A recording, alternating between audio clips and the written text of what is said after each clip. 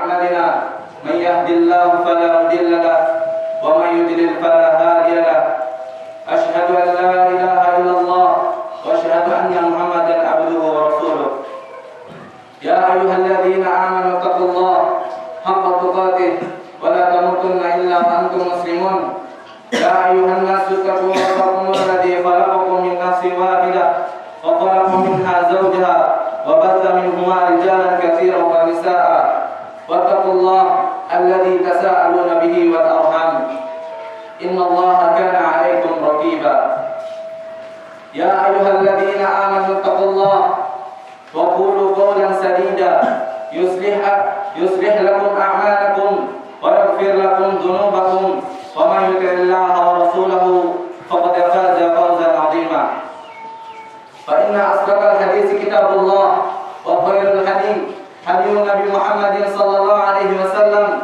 وشر الأمور محدثاتها وكل محدثة في الدين بدعة وكل بدعة ضلالة وكل ضلالة في النار.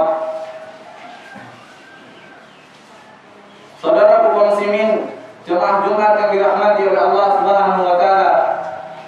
Malas adalah sifat yang tercela, lebih banyak rehat dan berpangku tangan, menunda-nunda pekerjaan dan bekerja tanpa spirit dan kesungguhan adalah gejala dari penyakit malas.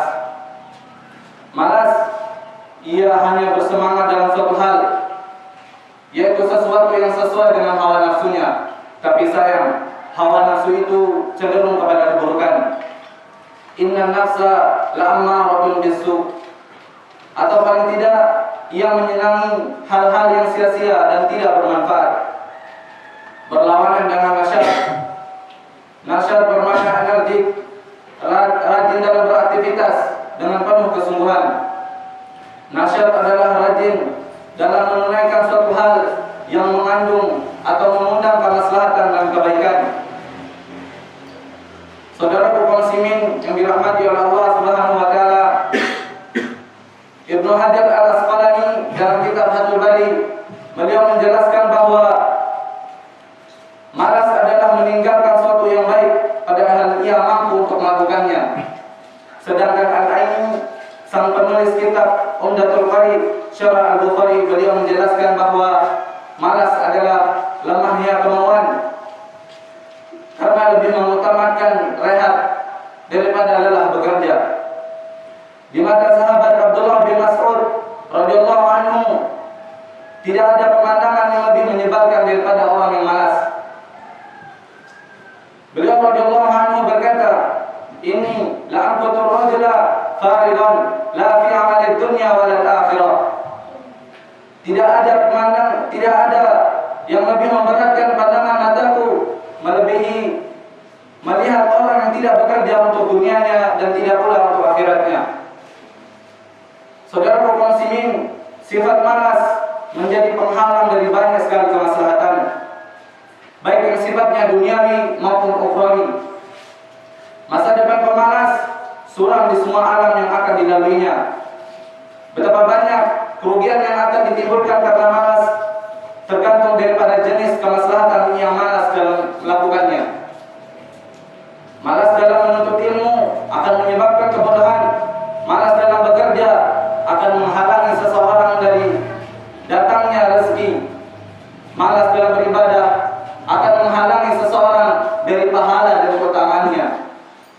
Akan tetapi rata-rata yang namanya penyakit malas akan mudah menular. Malas dalam melakukan suatu aktivitas akan menyebabkan malas dalam melakukan aktivitas yang lain. Bahkan sifat malas ini bisa dengan mudah tertular kepada orang lain karena tabiat nafsu ingin berleha-leha. Dan dengan mudah terpengaruh ketika melihat orang lain berleha-leha. Penyesalan yang diakibatkan karena malas tidak hanya diderita dunia saja, akan tetapi orang-orang yang malas mereka kelak akan menyesal. Ulahnya akan diserupakan dengan orang-orang yang buruk rupanya di dalam kubur. Buruk rupanya, buruk bajunya, busuk baunya, dan datang membawa kabar yang buruk. Ia berkata, "Aku adalah amalmu yang buruk yang di mana dahulu engkau berlambat-lambat dalam ketaatan kepada Allah, namun bergegas dalam bermaksiat kepada Allah Subhanahu wa taala, Allah akan membalasmu dengan keburukan. Hadis ini diriwayatkan oleh Imam Ahmad. Saudara kaum muslimin, jemaah Jumat yang dirahmati oleh Allah Subhanahu wa taala, kebiasaan malas banyak disebabkan karena lingkungan.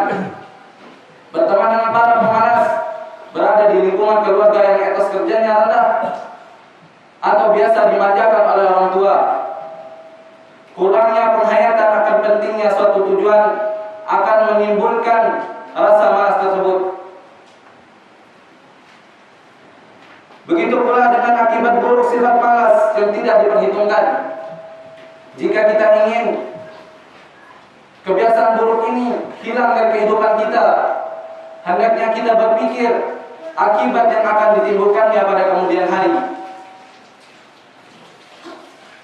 Seorang ahli bijak berkata, jika engkau tak turut menanam benih di saat orang lain menanamnya, niscaya engkau akan menyesal ketika engkau melihat mereka memanennya. Betapa banyak penyesalan yang diakibatkan karena rasa malas. Ia berkata, andai dahulu aku rajin dalam menuntut ilmu, andai dahulu aku mau bekerja keras, andai dahulu aku tidak menyia-nyiakan masa mudaku. Dan banyak lagi penyesalan-penyesalan yang diakibatkan karena malas. Apalagi kita diciptakan di dunia ini untuk mengemban tugas beribadah kepada Allah Subhanahu wa taala. Allah berfirman, "Wa ma khalaqtul jinna wal insa illa liya'budun." Dan tidaklah aku ciptakan jin dan manusia melainkan agar beribadah kepadaku. Maka pantaskah kita memelihara sifat malas di hadapan tugas yang mulia ini? Disebutkan dalam Syiar Alam An-Nubala bahwa Imam Al-Mawzi, bahwa Imam Al-Maruzi pada suatu hari bertanya kepada Imam Ahmad, bagaimana keadaan Anda pagi hari ini? Beliau menjawab, bagaimana kira-kira dirinya? Bagaimana kira-kira keadaan seorang hamba di pagi hari, yang dimana rohnya menuntut dirinya untuk melaksanakan berbagai kewajiban, nabinya menuntut dirinya untuk menjalankan sunnah, sementara dua malaikat menuntut dirinya untuk beramal dengan benar. Dan di sisi lain, jiwanya menuntut dirinya untuk memperturutkan hawa nafsunya, dan iblis menuntutnya untuk melakukan perbuatan keji. Malaikat maut mengintai dirinya untuk mencabut rohnya, sementara keluarganya menuntut dirinya mencari nafkah. Saudara kaum muslimin, apakah di hadapan semua tugas ini kita masih bermalas-malasan? Belum lagi umat Islam di Palestina dibantai, dikoyak-koyak kehormatannya. Saudara kita di bumi Syam, Palestina, ditindas, dijajah, dibunuh, dan disiksa hingga puluhan ribu banyaknya. Apakah pantas kita diam? Masihkah kita malas di hadapan semua kenyataan ini? Seorang penyair berkata, "Izhad wa la taksal wa la taku ghafilan, fadadamatul uqba liman yatakasal." Bersungguh-sungguhlah dan jangan sekali-sekali engkau malas, dan jangan pula engkau bermalas-malasan, dan jangan pula engkau lemah. Fadadamatul uqba liman yatakasal, karena bencana penyesalan itu hanya menimpa orang-orang yang bermalas-malasan. Barakallahu li wa lakum fil Qur'anil azim wa nafa'ani wa iyyakum bima fihi minal ayati wa dzikril hakim wa taqabbala minna wa minkum tilawatahu innahu huwas samiul alim. أعوذ بالله من الشيطان الرجيم. بسم الله الرحمن الرحيم. اللهم صل على سيدنا محمد اللهم صل على سيدنا ونبينا وحبيبنا ومولانا محمد الحمد لله رب العالمين. Alhamdulillah, wassalatu wassalamu ala Rasulillah wa ala alihi wa sahbihi wa man tabi'ahum bi بإحسان إلى يوم الدين. Amma ba'du. Saudara kaum muslimin, jemaah Jumat yang dirahmati oleh Allah Subhanahu wa taala. Lantas bagaimana cara kita melawan sifat malas ini? Yang pertama adalah sedikit memaksa diri untuk berbuat akan menjadi shock terapi dari kemalasan. Seorang salaf Amr bin Qais Al-Malai, beliau berkata, jika sampai di hadapanmu suatu kebaikan, maka kerjakanlah meskipun itu berat, niscaya engkau akan senang dalam melakukannya. Betullah apa yang beliau katakan. Suatu kemaslahatan awalnya berat diterima oleh nafsu, akan tetapi dengan kesungguhan dan tekad yang kuat, juga ketekunan dalam menjalaninya, niscaya akan mengubahnya menjadi sesuatu yang menyenangkan. Bahkan kalau terlewatkan olehnya, ia akan merasa kecewa. Yang kedua, membiasakan diri bergerak dengan cepat dalam semua aktivitas akan membantu kita menghilangkan kemalasan. Ada hikmah di balik kebiasaan Rasulullah SAW yang biasa berjalan dengan cepat. Dari Abu Hurairah radhiyallahu anhu, ia berkata, "Wa ma ra'aitu ahadan asra fi mishyatihi min Rasulillah sallallahu alaihi wasallam." Dan tidaklah aku melihat seorang pun yang jalannya lebih cepat dari Rasulullah sallallahu alaihi wasallam.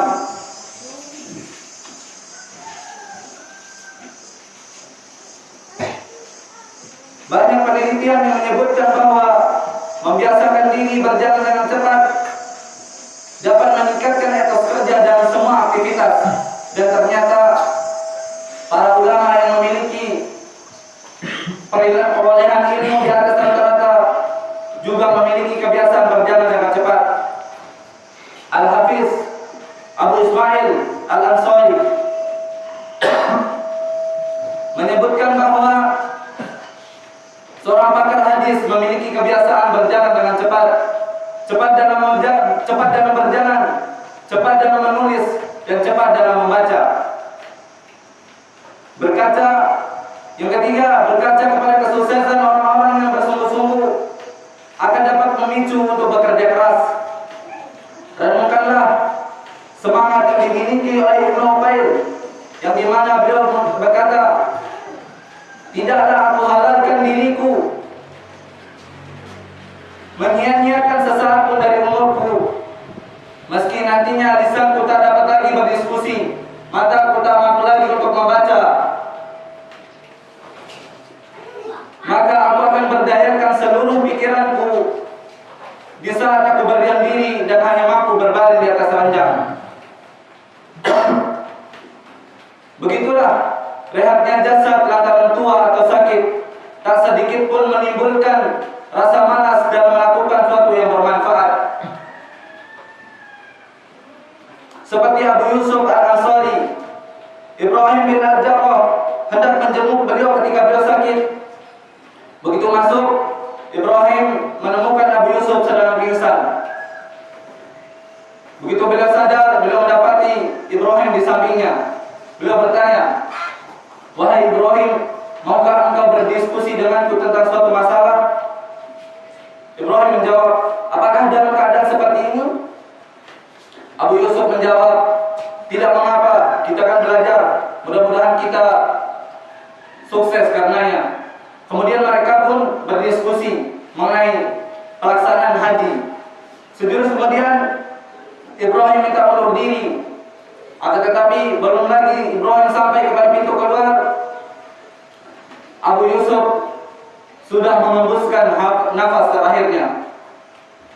Saudara kaum muslimin, semoga Allah jadikan kita semua menjadi orang-orang yang bersungguh-sungguh taat kepada Allah dan menjauhkan kita kepada sifat malas ini. Amin, amin ya rabbal alamin. Allahumma salli ala Muhammad wa ala ali Muhammad kama sallaita ala Ibrahim wa ala ali Ibrahim wa barik ala Muhammad wa ala ali Muhammad kama barakta ala Ibrahim wa ala ali Ibrahim fil alamin innaka Hamidum Majid.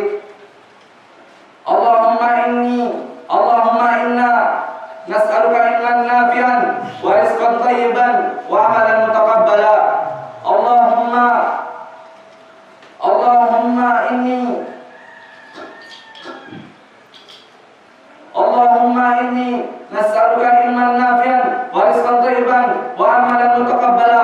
ربنا آتنا في الدنيا حسنة وفي الآخرة حسنة وقنا عذاب